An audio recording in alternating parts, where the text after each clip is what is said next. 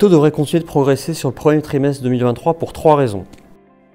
Première raison, la Fed et la BCE vont poursuivre les hausses de taux, certes à un rythme moins élevé, pour atteindre un niveau final d'environ 5% pour la Fed et 3% pour la BCE.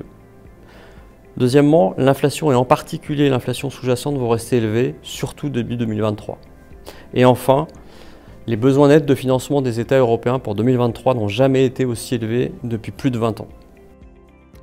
S'agissant des courbes de taux, après un fort mouvement d'aplatissement en 2022, on devrait assister à une repentification de la courbe d'ici la fin 2023.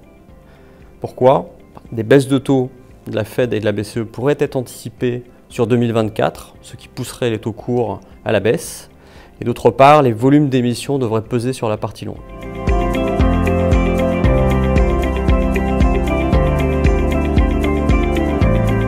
Il y aura des points d'entrée pour s'exposer sur les taux d'intérêt, probablement sur le second trimestre, une fois le gros des émissions placées sur le marché et le cycle des hausses de taux de la Fed et de la BCE achevé. On privilégie les actifs à spread et la partie la moins risquée dans notre allocation pour un fonds aggregate.